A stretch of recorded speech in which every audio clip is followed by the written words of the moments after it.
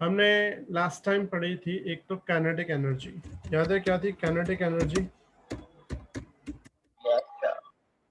Formula बोलो kinetic energy की। 1/2 mv square p square by 2m। ठीक है, दो फॉर्मूला थी हमने देखी थी, एक तो हाफ एम वी स्क्वायर, दूसरी पढ़ी थी p square by 2m। ठीक है, ये काइनेटिक एनर्जी थी। उसके बाद हमने इसमें एक चीज पढ़ी थी, work is equal to delta K, याद है? चेंज। डेल्टा के।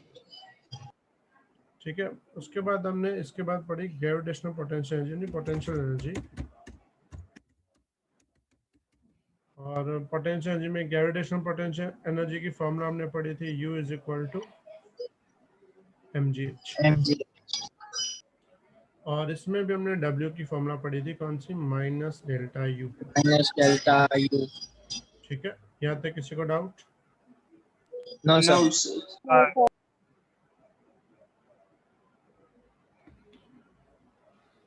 ठीक है, अब पूरा ध्यान। फ्रॉम इक्वेशन 1 and 2, तो 1 and 2 को अगर इक्वेशन देखें तो दो में W है, तो लिख सकते हैं delta K is equal to minus delta U। मतलब delta K plus delta U is equal to 0। हाँ बेटा बोलो। सर पर ये जो वर्क डन है वो काइनेटिक एनर्जी के हिसाब से है ना, तो वो W1 होगा या W2 होगा, तो दोनों अलग नहीं होंगे? वहां पे हमने ऐसा लिखा था काइनेटिक एनर्जी या पोटेंशियल एनर्जी के हिसाब से। हाँ सर, मतलब K तो काइनेटिक एनर्जी का होता है। हमने W किस फॉर्मूला से स्टार्ट किया था जब काइनेटिक एनर्जी के लिए किया था? F into D। और जब पोटेंशियल के लिए था तब किस फॉर्मूला से स्टार्ट किया था? F। तो फिर कोई फर्क ही नहीं है ना बेटा, वो तो बाद में K और U हमने निकाला। हाँ सर। बात समझे? हाँ सर। ठीक है, तो देखो delta K plus delta U क्या हो जाएगा? 0। मतलब ये होता है कि change in kinetic energy plus change in potential energy का 0 होता है। इसका मीनिंग ये हुआ, अगर काइनेटिक एनर्जी किसी भी सिस्टम में इंक्रीज होती है तो पोटेंशियल एनर्जी उसी सिस्टम में डिक्रीज हो जाएगी। मतलब काइनेटिक एनर्जी इफ इंक्रीज, जैसे एग्जांपल कोई बॉल ऊपर है, बहुत ऊपर, तो उसके पास हाइट होगी तो उसके पास कौन सी एनर्जी होगी? पोटेंशियल एनर्जी होगी। लेकिन वो वहां पे अगर स्टेबल है तो उसके पास कोई काइनेटिक एनर्जी नहीं होगी। लेकिन अगर उसको मैं वहां से ऊपर से रिलीज कर दूं तो वो नीचे आएगा। जब वो नीचे आएगा तो उसकी वेलोसिटी बढ़ेगी, ठीक है, लेकिन उसकी हाइट कम होती जाएगी।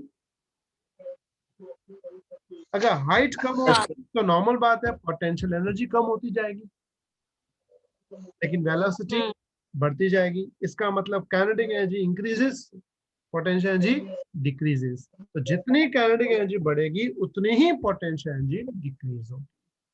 समझ में आई बेटा बात? यस। क्लियर? कोई डाउट? हाँ नो सर। अब दूसरी बात, इसमें हम इसको लिख सकते हैं वापस। अगर मैं लिखूं delta K is equal to minus delta U, delta K लिख सकते हैं K2 माइनस K1, और डेल्टा U को U2 minus U2 minus U1। तो K2 माइनस K1 से हम इसको लिख सकते हैं minus U2 plus U1 minus U। ठीक है, U2 इस तरफ, तो K2 plus U2 is equal to K1 plus U1। पता चला क्या किया? U2 इस तरफ, K1 इस तरफ। मतलब हम ऐसा लिख सकते हैं K plus U is equal to constant. मतलब जितनी काइनेटिक है प्लस पोटेंशियल दोनों क्या रहेंगी? कांस्टेंट। ठीक है, समझ में आया बेटा बात? Yes sir. ये जो कांस्टेंट है, इस कांस्टेंट को हम E बोलते हैं, जहाँ E का मतलब होता है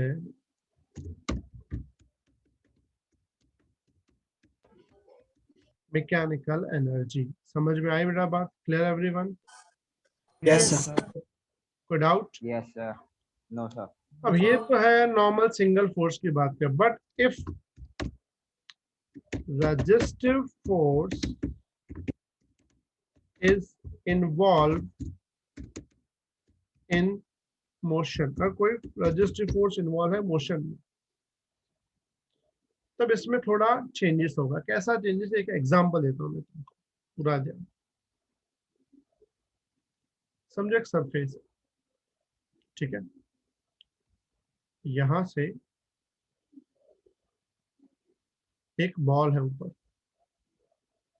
समझो बॉल की हाइट है 20 मीटर, बॉल का मास है 1 kg, कितना, 1 kg, ठीक है। तो मुझे बता सकते हो उसमें कितनी पोटेंशियल एनर्जी होगी?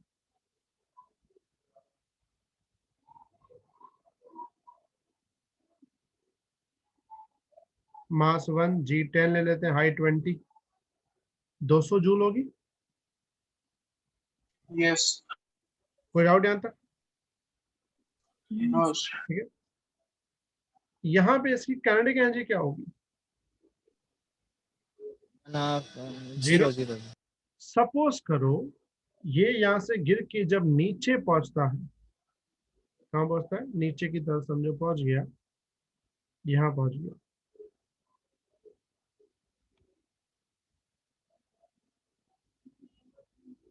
ये आ गया तुम्हारा नीचे, और नीचे पहुंचते वक्त, नीचे जैसे ये पहुंचा, इसकी स्पीड पहुंचने के बाद हो गई समझो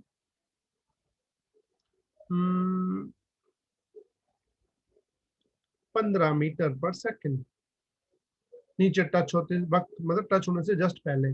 तो कितनी काइनेटिक एनर्जी अचीव होगी? मास 1 है, 15 का स्क्वायर क्या होता है? 225/2। 225 अपॉन 2 करेंगे कितना आएगा? 112.5। तो देखो इसमें पोटेंशियल एनर्जी जब नीचे पहुंचेगा तो पोटेंशियल एनर्जी 0 हो जाएगी, यस सर। ठीक है, क्योंकि हाइट 0 हो जाएगी। अब इसमें मुझे बताओ पोटेंशियल एनर्जी कितनी चेंज हुई?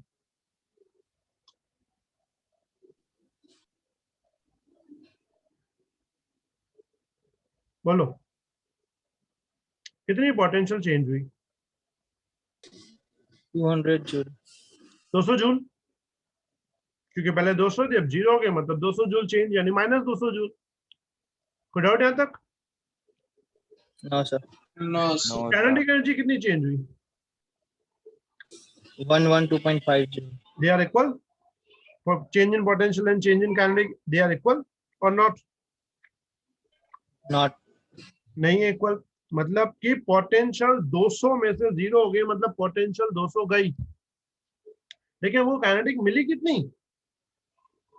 112.5। सर आप एक और बार रिपीट करोगे? क्या बेटा? एक और बार रिपीट करोगे? मैंने बोला कि पहले हाइट 20 मीटर थी तो पोटेंशियल 200 थी और काइनेटिक एनर्जी 0 थी।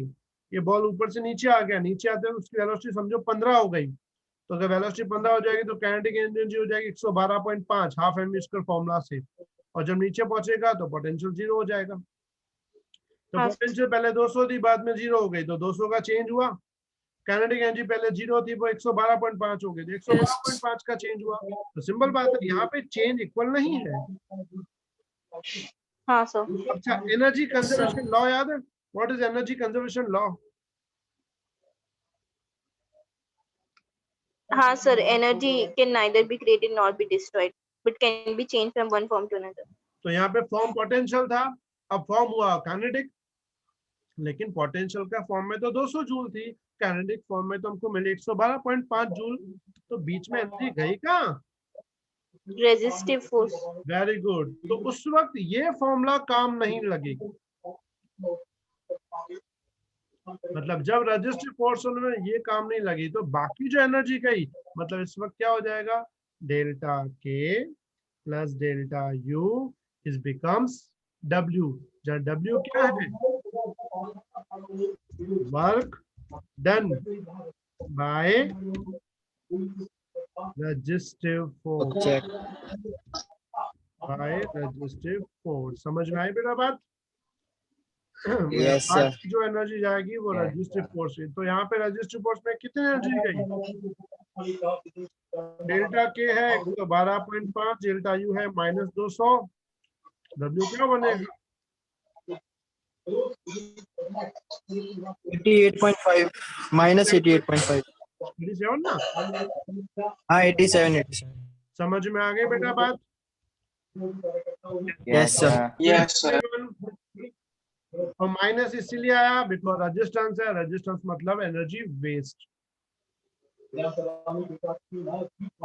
अच्छा, ये वेस्ट एनर्जी किस फॉर्म में जाती है?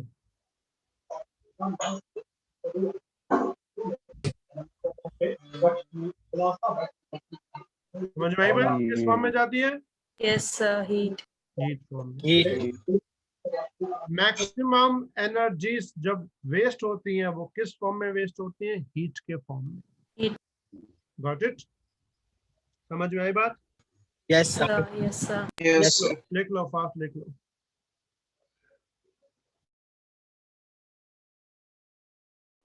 सर इधर -200 क्यों